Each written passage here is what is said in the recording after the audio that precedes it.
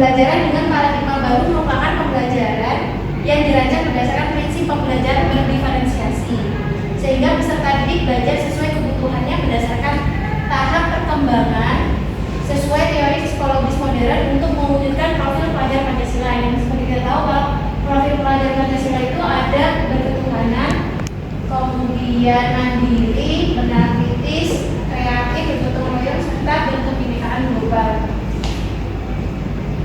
Kemudian ini miskonsepsi tentang teori kontrol, ya. Kalau dulu kita mengontrol murid seperti ini gambar bahwa semua penguatan positif, efektif dan bermanfaat. Bahwa ilusi bahwa kritik dan membuat rasa bersalah mampu menguatkan karakter. Nah itu kita alami di zaman-zaman dulu ya, bahwa dengan bersuara keras, kemudian seorang orang dewasa dalam hal ini guru itu bisa memaksa atau mengeluarkan kata-kata ke siswa gitu ya, nah, dengan nada yang keras gitu. Nah sekarang paradigmanya kita ganti, bahwa mengontrol siswa tidak harus dengan cara yang dengan kekerasan ataupun bahasa yang agak keras, tetapi bisa dengan lemah lembut, dan itu nanti kita akan pelajari. Kemudian merubah paradigma stimulus respon ke pendekatan teori kontrol. Nah, ini ada beberapa, salah satunya stimulus atau respon tentang dunia. Semua orang melihat hal yang sama. Nah, teori kontrol tentang dunia di sini bahwa setiap orang memiliki gambaran yang berbeda. Nah, itu salah satunya. Kemudian disiplin positif, apa sih disiplin positif? Disiplin berasal dari kata disiplina yang artinya belajar. Disiplin mengacu pada disiplin diri yang memiliki tanggung jawab terhadap apa yang dilakukan berdasarkan nilai yang diyakini.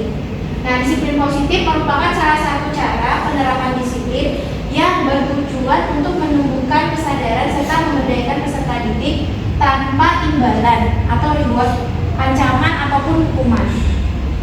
Kemudian sebagai pendidik, tujuan kita adalah menciptakan peserta didik yang memiliki disiplin diri sehingga mereka berperilaku mengacu kepada nilai-nilai kebajikan universal dan memiliki motivasi intrinsik. Berarti kalau motivasi intrinsik kan di dalam dirinya siswa sendiri nih, Bapak Ibu nih. Nah, dalam perubahan perilaku ke arah yang lebih baik.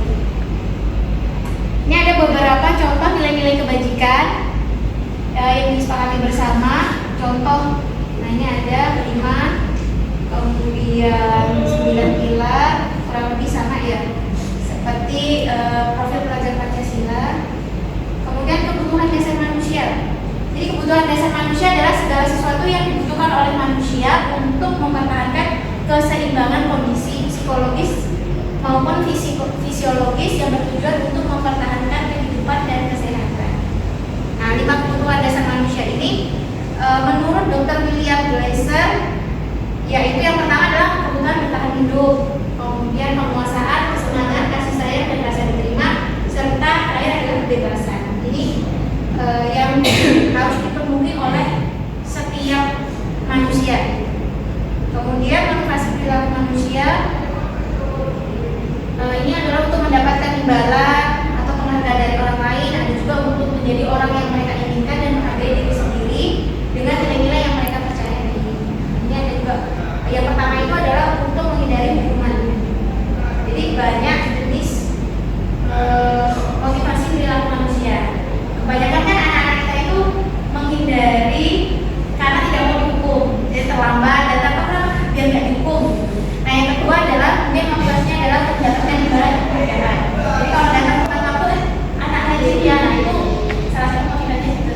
Kemudian yang terakhir adalah, nah ini yang harus tertanam di diri anak-anak kita, yaitu menjadi orang yang mereka inginkan dan menghargai diri sendiri. Nah harapannya paradigma itu bergeser, tidak lagi karena tidak mau kena hukuman atau untuk mendapatkan reward, tapi untuk menghargai diri sendiri sebagai pembelajar.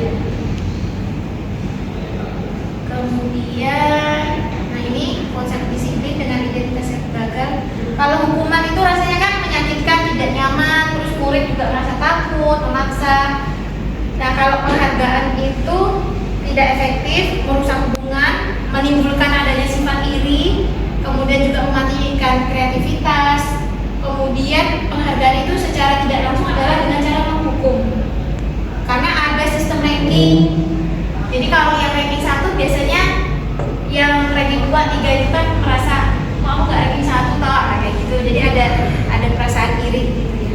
Nah, konsep disiplin dengan identitas sukses ada konsekuensi, ada restitusi. Kalau konsekuensi itu penguatannya jangka pendek, tapi kalau restitusi itu mulai bertanggung jawab untuk berlakunya. Nah, fokusnya pada pemecahan masalah jangka panjang. Kemudian ini ada pendekatan restitusi. Jadi pengertian restitusi sendiri adalah proses menciptakan kondisi bagi murid untuk memperbaiki kesalahan mereka ya. Nah, ciri-cirinya ini salah satunya bukan untuk menebus kesalahan, tapi untuk belajar dari kesalahan. Nah, ini adalah perbedaan antara hukuman, konsekuensi, dan restitusi. Contoh kasusnya siswa yang tidak mengerjakan PR. Biasanya kan kalau kita kan guru langsung menghukum. Nah, kalau konsekuensi kan berarti memberikan salah satunya dengan hukuman, misalnya untuk mengerjakan PR-nya setelah istirahat.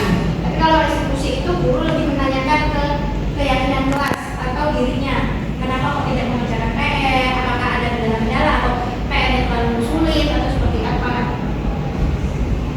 Nah, ini posisi kontrol restitusi, yaitu kita sebagai guru di sini kan ada 5, yaitu sebagai penghukum, pemantau, pembuat rasa bersalah, teman, dan manajer. Sebaiknya dari 5 ini yang kita harus dulu lakukan itu adalah yang pertama sebagai pemantau, sebagai teman, dan sebagai manajer, tidak lagi sebagai penghukum ataupun pembuat rasa bersalah.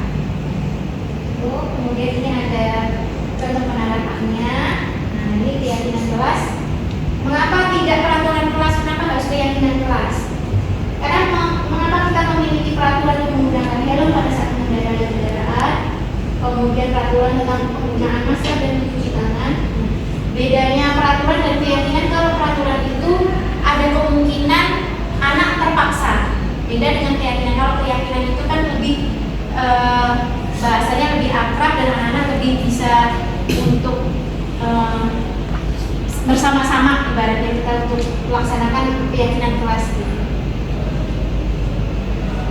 Kemudian ini kegiatan untuk kemudian ini adalah salah satu dari segitiga restitusi tadi, yaitu yang pertama kita harus menstabilkan identitas dulu, kemudian kita harus validasi, kemudian yang terakhir adalah untuk menanyakan tentang keyakinan kelas yang telah disepakati bersama-sama. Ya, itu aja dari saya tentang diseminasi tentang budaya positif. Harapannya adalah bahwa sekarang Bapak dan Ibu guru sama-sama melaksanakan budaya positif di SMA Batik Dua ini, sehingga harapannya besok anak-anak itu tidak lagi ke sekolah karena terpaksa ataupun ke sekolah karena tidak mau menerima hukuman, tapi memang benar-benar dari dirinya sendiri mau menghargai dirinya sendiri sebagai pembelajar. Itu terima kasih atas kehadiran Bapak dan Ibu semua. Mohon maaf mengganggu waktunya. Ini yang guru olahraga